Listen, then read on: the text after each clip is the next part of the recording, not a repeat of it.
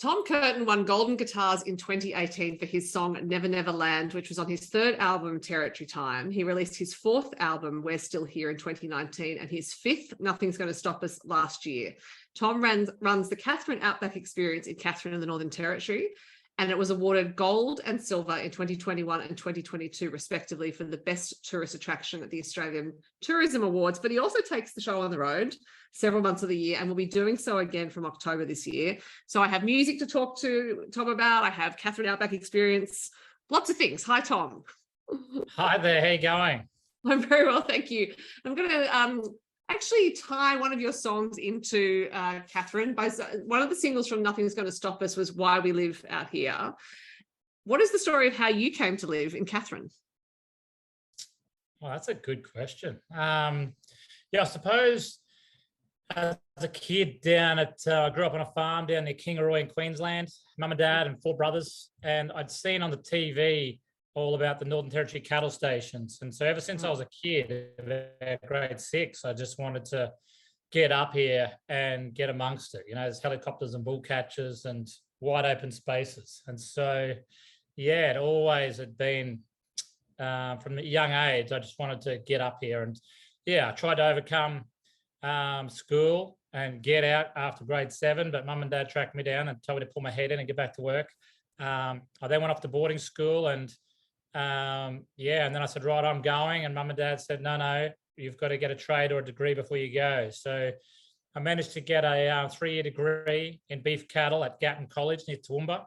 And got that and said, here, mum, whack it in a frame and go put it on your wall because I'm going. So I eventually got up here about 2001. I went out to a cattle station about 10 hours south of Darwin. I think it had about 20,000 breeder Brahman cattle, but there was helicopters and bull catchers and horses and working dogs. And it was up here that I sort of, I was living out of a swag every night and then on the back of a horse each day. And then it was while I was on those horses that for some reason, I began to write a lot of songs, and I'd never written a song before in my life, but this old guy gave me an old guitar, showed me 3 chords, and sort of all went from there, really. So the Territory has had a major impact on the songwriting and what we do up here. Yeah, and you telling your story of how you wanted to go to the Territory does remind me of the story of Bill Tapp, who ran Killarney Station, because he read Eon Idris's Cattle King when he was at school in Sydney and decided, much like you thought, that's the life I want. He was like, that's what I'm going to do. I'm going to run a cattle station, and upended his entire life to do it. But I do love the detail about you saying year 7, your mum and dad tracked you down. Like, obviously, even at that age, you're just like, whoop, I'm out of here. Yeah, I sort of packed up a swag and started walking down the track. You know, the track's about 1 kilometre to the main road, and then they found me down there and sort of quizzed me a bit, but politely told me to get back and get on with it, you know. So, but no, it was really good. I was always outdoorsy, and and eventually, coming to the Territory, I met up with Bill Tapp's sons, camp draft, and up here. So, it's been a fun ride, all right. Yeah, so those who don't know the Tapp family, there are 10 Tapp children, and they get around doing various things. So you obviously were an adventurous kid because you started having adventures, and I guess writing songs is an adventure of the imagination, just to tie that in there. So when you and obviously when you were given that guitar, you didn't look at it and think, oh, I'm not going to do anything with that. You actually saw an opportunity. So I'm getting this theme throughout your life that actually you will take chances. You will not say no to things if opportunities are presented to you. Yeah, I think that's right. I think, I was still very cautious. I think the only reason really I was on a horse at the front of this mob, there's about 2,000 head of cattle behind me, and the wind was blowing all day. We had to walk 20K. And there's about 3 other people on the tail of the mob, probably about 500 meters back, and there's a couple on the wings to keep the mob together. And by the time we got to the yards that afternoon, they said, "Hey, Tom, what's that song you've been singing?" And I just denied it and said, "Oh, nothing, mate, nothing." And because they're pretty hard up out there for entertainment, because each night you're sitting around a campfire, there's no TV, radio, or phone, you're sort of in the stock camp. So they kept at me, and eventually I had to sing it without the guitar, this song that I'd written, and it all went from there. And then it, so those people that I was working with really persuaded me to keep going. And then eventually, into a singing contest, and then, met Sarah Storer, and then on the road with her. And even that, I think I remember singing at Tamworth Blazers Leagues Club, 1,000 people. Had to sing 4 songs sitting on a chair just by myself. It was the most terrifying thing I've ever encountered.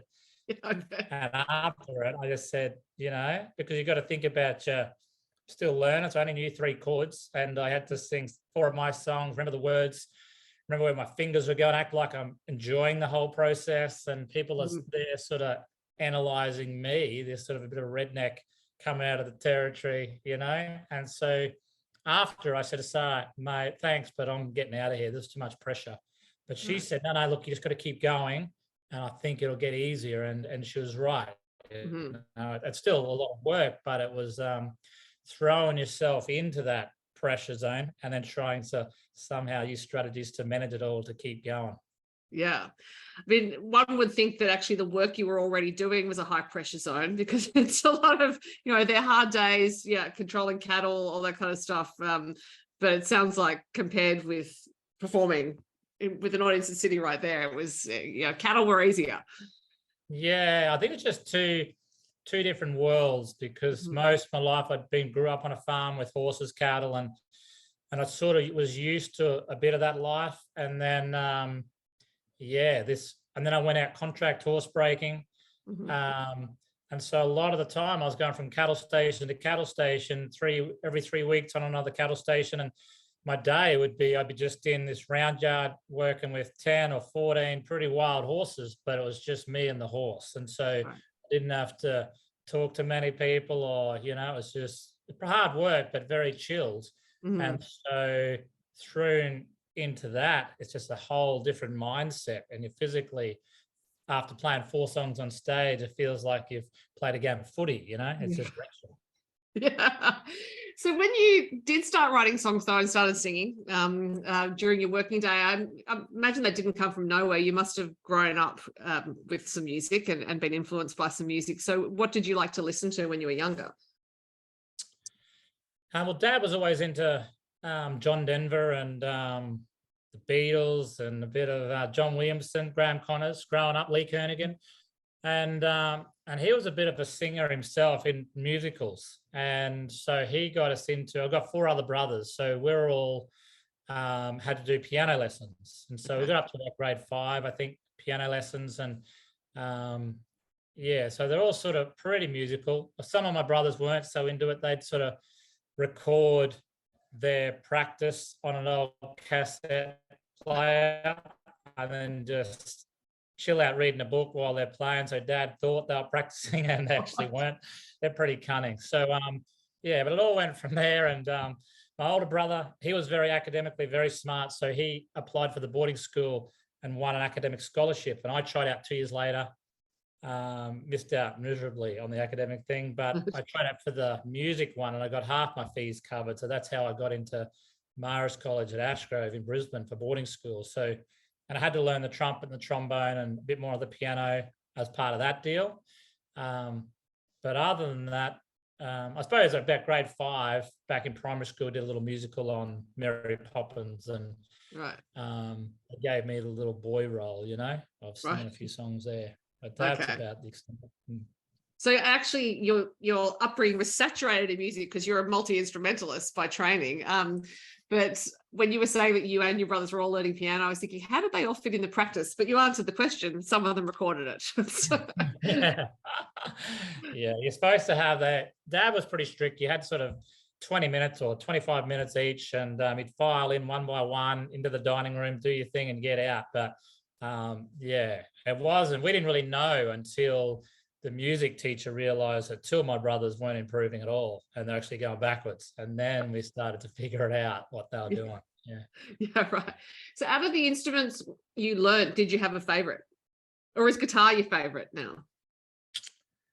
I think probably guitar is probably the favorite, but just because it's easy, you can cart it anywhere and whip it out and around a campfire or anything. But I was just saying the other day that I do love the piano, and I'm going to get back. I just bought a keyboard the other day, so I'm going to write a few more things and on the keyboard.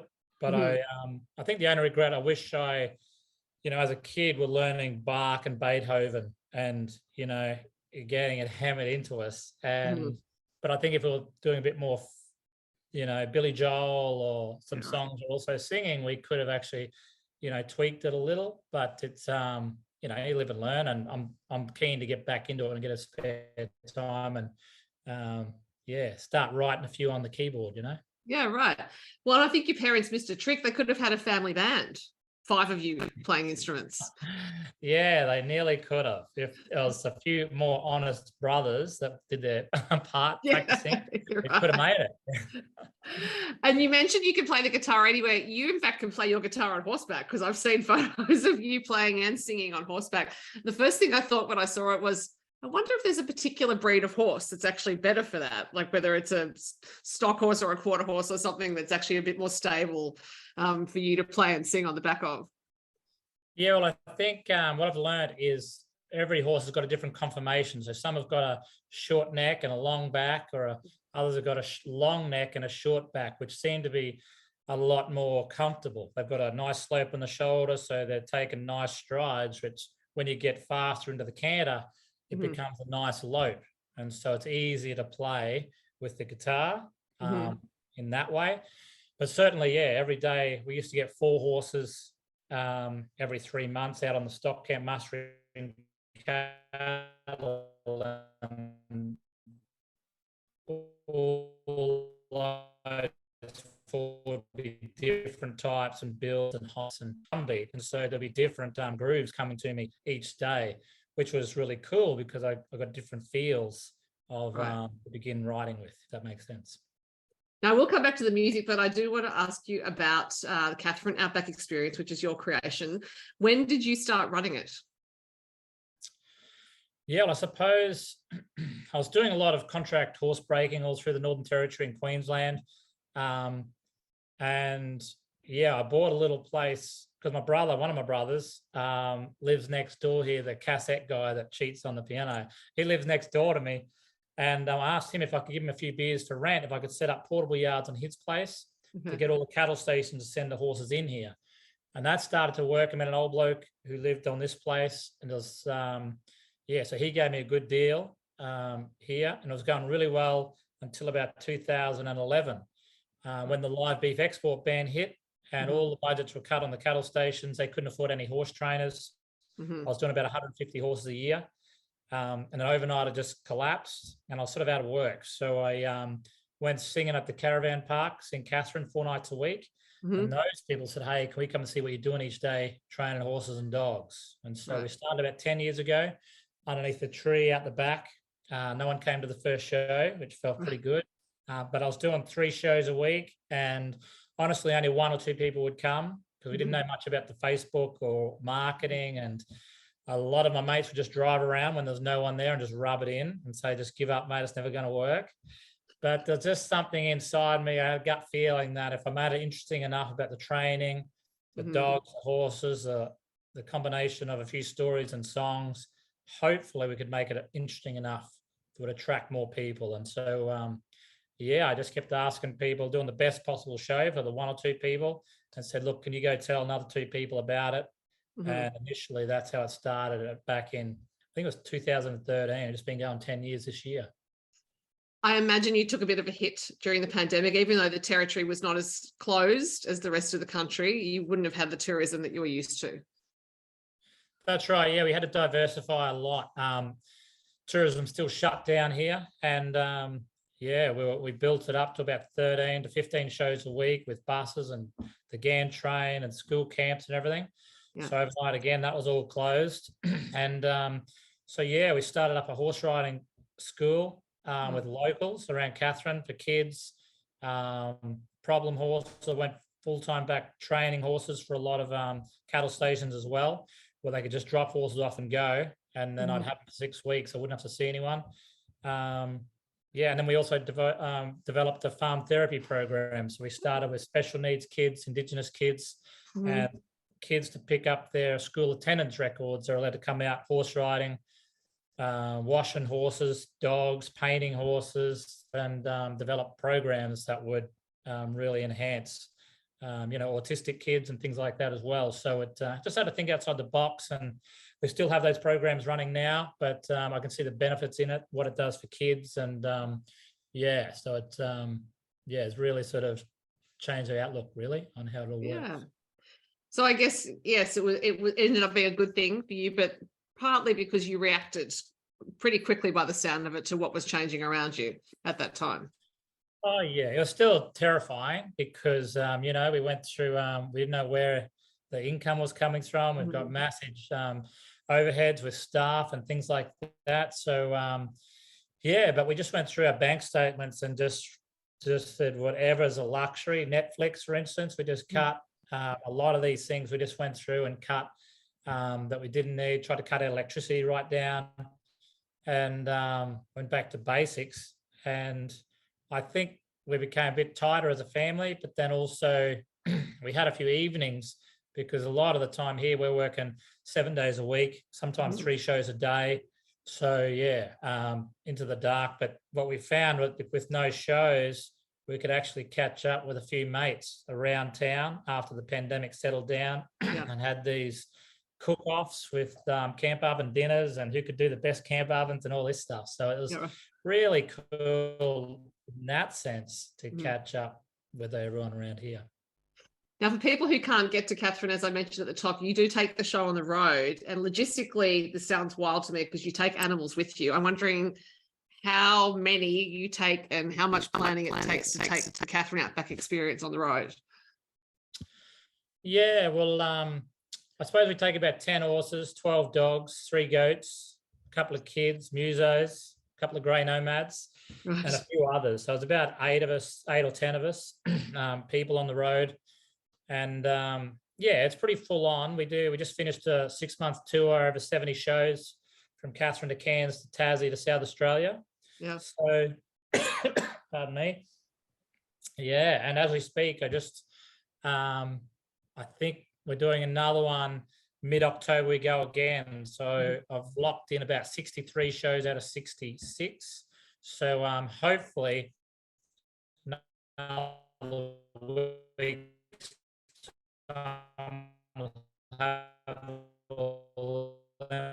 locked in. We try to use observation. So we're really big on analysing the heck out of animal behaviour, their ears, the horses' ears, how they carry themselves. The expression in their eyes. We tell this a lot in their shows as well. And shows, and then we sell them to farmers all around the country to work sheep or cattle down the track. So it's not really a polished show. It's sort of, every show is different. And I think it's real and raw, and that's why people sort of connect to it. And also you're avoiding the wet season because you're leaving in it does warm up. The humidity goes through the roof mid-October. So we try to get out and have a working holiday as well. Yeah, because as everyone says, the build-up is worse than the wet season. So I find that your music complements the Katherine Outback Experience, or what I meant, because I haven't seen your show live, but that idea of you're providing almost a soundtrack for the life that you are living, but also the lifestyle that you're showing in the experience. I'm wondering if you actually see it as a continuum, that you're making music for your Katherine Outback Experience audience, if that makes sense. Yeah, I suppose I haven't really even thought of that. I just,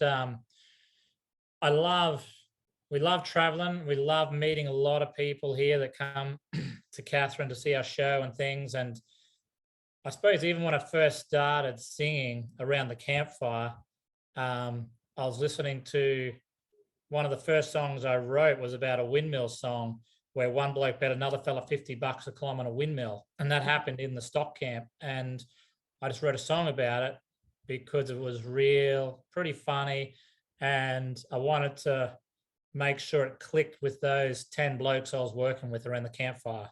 Right. So even now, I'm listening for songs or a line to a song, but when we write them, yeah, I've got to make sure I go back to that campfire that we originally started and say, hey, now with these guys, think this song is, realistic and authentic, or would they think, no, you're getting too far away from your seams, So Right.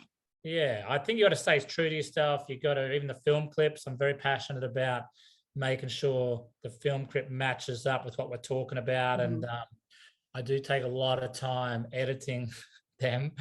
Sometimes 3:30 in the morning, just get up, get into it, and then, making sure that, because I am passionate about it, and Mm-hmm. hopefully it all sort of rubs off, whichever way Mm-hmm. people look at it. So that's another skill set you've developed, making your own videos. Yeah, well, I never, I've had a lot of help with, because we're always on the road, different places, towns, and you can't just fly in the film guy that you normally use because he might be tied up. So, for instance, we're going through South Australia the other day on tour. I think it must have been February or March, and we went past a big pink salt lake, and we hadn't had a film clip for this song. I said, man, wouldn't it be cool? Because I drive the truck and you got a good view. So wouldn't it be cool if we got some dancers to dance on the salt lake, and a drone and a film guy, and I just get out there and just see what it looks. I reckon in the afternoon light it'd really be pretty cool.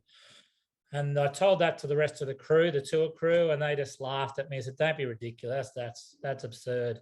Anyway, I just got on, Googled it, right, let's go. I reckon this will work. Got onto the dance guys. And then, got them all to come. And just the day before, they'd done a couple of rehearsals and they showed me. I said, yeah, pretty cool. But the male dancer twisted his ankle. And so we had to get another male dancer in who really knew nothing about it. And so he was panicking about the routine.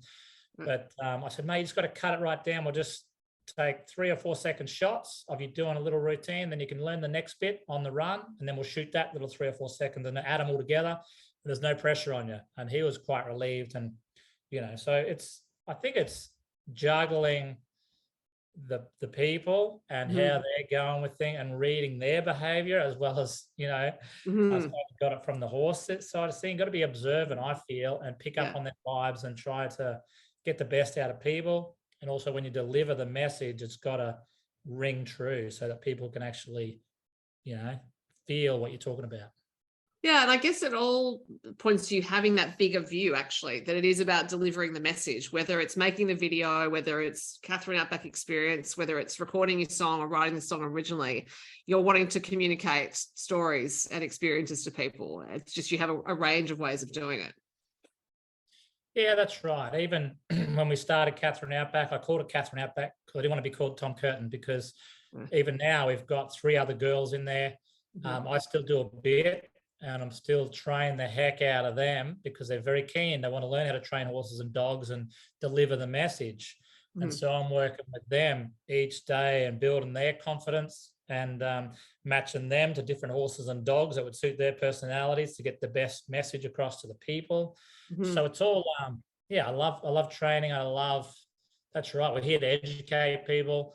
There's a lot of farmers out there that are training dogs and horses in a nice, safe, calm manner. But a lot of people don't get to see that just driving up the bitumen. So we've become a bit of a destination where we can actually, give people a hands-on experience, but also educate people on what a lot of farmers or pastoralists are doing Australia-wide, all around. Yeah. Now, the song I mentioned earlier, Why We Live Out Here, was written with Garth Porter and Matt Scullion. And Garth has been your longtime producer. How did you start working with him? Yeah, well, I think I managed to win a singing contest up near Adelaide River, got me down to Tamworth. And we went to that Academy of Country Music. I think it's 10 or 12 up and coming artists get there 2 weeks before Tamworth.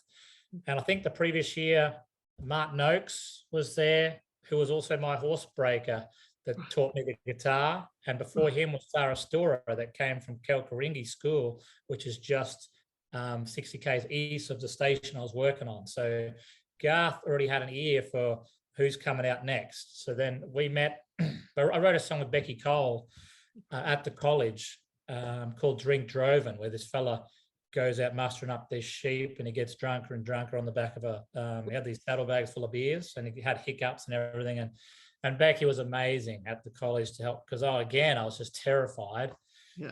I met Garth there, and he was just being inspirational, just really down to earth, exceptional ears and muser and producer. And over the years, just become best mates. We're talking at least once a week by email or phone, just about different ideas. And he's so passionate about the Australian stories or the Australian bush, and he's just been awesome to bounce ideas off and and still sort of pick the direction we're going. Yeah. Mm-hmm. So I imagine, given that you have been productive as a musician and you're productive otherwise, that you're already thinking ahead to your next album, probably. So I'm wondering if you write better at home or when you're on the road, as in the long tour on the road. Yeah, well, I suppose I've really got to try to make time. So when I'm here in Katherine, I training horses. I try to really write a lot of songs on the back of a horse still. And record it on my phone. I'm not sure if you're allowed to be on your phone while you're on a horse, but it works for me. Just record a melody, and then I got my phone full of lists of ideas for songs that I hear people say. And I've always got my ear listening for an expression or a saying or a story. And then, or on tour in the truck, I go by myself in the truck. I pull the caravan, and my wife goes in the car with another couple of girls and the kids to help out there, pulling the music trailer. And so, yeah, I've tried to put car seats for the kids in the truck, but we just can't do it, apparently. So, yeah, I get a bit of quiet time, and I really make myself try to come up, turn the radio off, and just try to, because I've got no other time by myself, that I can get that thinking space. Yeah. So, yes, I don't believe they brought in any kind of mobile phone laws regarding horses, but who knows? I'm wondering if it's the time, the fact that being on horseback gives you that opportunity, that clear headspace, or whether it's actually something about the movement that helps you write music. Like it's almost like a meditative movement being on horseback, particularly because you're so used to it. Yeah, I think it's a bit of a combo. I think I remember my mum and dad said every time I was a little baby and they plugged me into the car seat in the car, I'd automatically just start singing as soon as that car started to go. Right. And I suppose here, like if I'm training in the arena on a tough horse, it's a bit harder. If I'm cantering down the road on a horse, that because on a young horse, I'm looking at their ears every 4 seconds, because the ears of the horse tell us roughly what they're thinking, whether they're going to bark or take off, and you've got to be extremely careful of all that stuff. But if you've got a horse that's pretty settled, the ears just sort of go forward down the road, and it's chill out time, so you can sort of switch and just get into the groove of things. But as soon as one of those ears start, looking, if a kangaroo jumps out or something, it's you got to hang on for all dear life, and you got to reset your mindset. Yeah, well, I do. Your music is really uplifting. I think is part of it, and I don't think it's necessarily because the lyrics are uplifting. It's more that I get the sense that you just really love doing that. You love recording, like you love performing the songs, and I'm sure it's the same experience live. But when you get into a studio, I also imagine you have to plan that very carefully with your life. When you get into the studio, do you enjoy that experience? Yeah, I do. Yeah, we sort of, I sort of try to write about 40 songs before we get to the studio, and Garth has a major impact in that, sifting through songs with me and picking out the best 10, for instance. We get in there and, just to see all the musos come to life, or bring the songs to life, and we sort of, it's sort of like, you put I don't know if it's relatable, but you put a young dog into a mob of sheep, and some little pups will just look at it and sort of run out of the yard. Some will go, have a bit of a look, and then the sheep will move, and sometimes the little pup will sort of run around, and his instinct comes out and starts to work. And it's the same with a muso. And instead of saying, look, this is what we want you to do, we say, here's a rough idea of me playing it on the guitar. What do you guys reckon? Have a go. And they might have 5 or 6 run-throughs of their feel. And then we go, I reckon, that sounds really awesome, mate. Let's go with that feel. You know what I mean? So it's sort of letting them have the liberty of seeing where their imagination or creativity goes, and then we can sort of just guide it back which way we want. And but I think again, it's sort of letting them go, and phenomenal how these songs just start to bubble and and create, you know. So it's an absolutely inspiring process. Yeah. Well, Tom, I could keep talking to you for hours because I'm sure there are many more stories, but I'm talking to you at the end of a long working day for you. So I'm going to let you go. But it was so interesting to talk to you and find out more about your music and about the Katherine Outback Experience. The tour dates will be announced soon. People can look at your website, and I'm sure they will come from far and wide to see you. No, that's all right. Thanks so much for your help and support. And yeah, I might see you out on the road somewhere. That'd be great. Thanks, Tom. Cheers.